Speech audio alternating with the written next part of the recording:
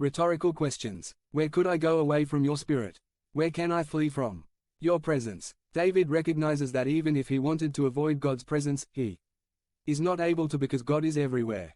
Perhaps he wanted to flee her presence because of her sins, specifically when he committed adultery with Bathsheba or when he murdered her husband to cover up what he had done. But David himself concluded that he couldn't. 2. In verse 8, David describes that he cannot even go to the vastness of heaven or even to the bottom of the abyss and not find God. If I ascend to heaven, there you are. If I make my bed at the bottom of the abyss, you are there too. Heaven is the place of light and life, while the abyss refers, in the Bible, to the kingdom of the dead, that is, the place of darkness and death. 3. Verses 9 and 10. If I were lifted up on the wings of the dawn, or settled at the ends of the sea, 10 Even there your hand would guide me, your right hand would uphold me. The wings of dawn is a metaphor that refers to the sun's rays that extend to the west and east at the speed of light. David is saying that where the rays reach, God is present.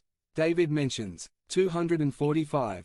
The Jews were not sailors and did not like the sea very much, but even there God is found. The prophet Jonah realized this when he did not want to go to Nineveh. Jonah 1:1-4 The word of the Lord came to Jonah son of Amittai.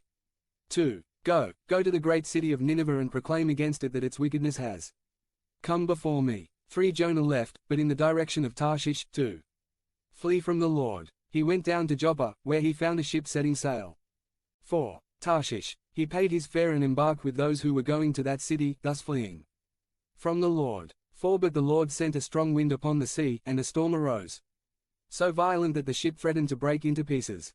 Jonah learned that even at the ends of the sea, God is present. 4. Verses 11 and 12. And if he said, Let darkness hide from me, let the light become night around me. 12. Nor would the darkness be dark for you, and even the night would be clear as the day. The darkness and the light are the same for you. David is toying with the idea of hiding things in the dark and finally being able to be out of God's reach.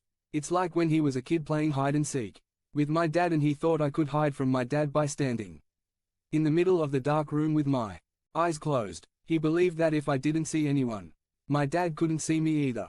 It didn't work for me for some reason. My dad always found me. It was dark for me, but for my dad it was like daylight. He could see everything. That's how it is with God.